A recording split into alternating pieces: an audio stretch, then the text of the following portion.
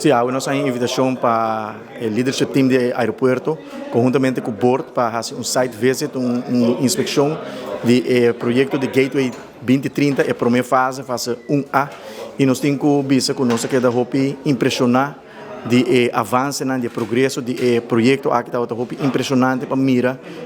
tecnologia que está usar especialmente para o baggage handling system que está vira o baggage handling system de mais moderno de inteiro Caribe e também Latinoamérica na minha ordem informar que por exemplo na América mesmo está dos aeroportos sendo uso de sistema aqui um sistema que vai trazer robot no futuro que vai melhorar a eficiência e a rapidez com uma maleta na ordem processar uma inversão quantiosa que está ongoing no projeto aqui no momento na aqui fase 1A está ordem executar e faz aqui uma inversão de $143 milhões e bonita de projeto aqui está que projeto ordem manejar guia e executar para contratista na local contratista na grande local só está trabalhando que não trabalhador local produto na ordem comprar localmente e spin-off econômico e a contribuição de projeto assim para nossa economia também para o governo de Aruba está enorme que nós estamos orgulhoso como arubiano para mirar com Aruba também tem o melhor aeroporto de inteiro Caribe e região de Latinoamérica,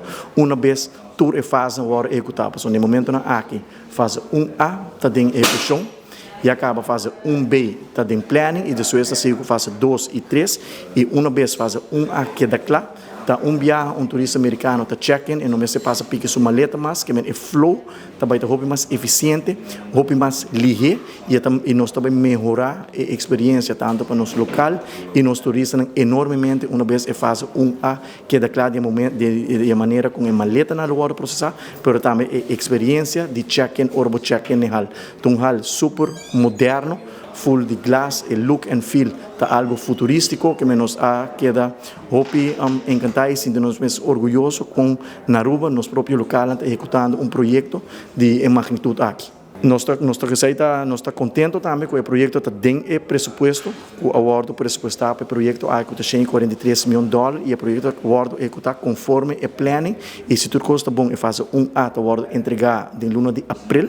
e agora nós também começa a testar o baggage handling system, então uma vez que o testing vai bom, conforme a expectativa, nós também live que nós podemos fazer uso de check-in hall novo aqui, em high season, final de dezembro, começo de janeiro 2025.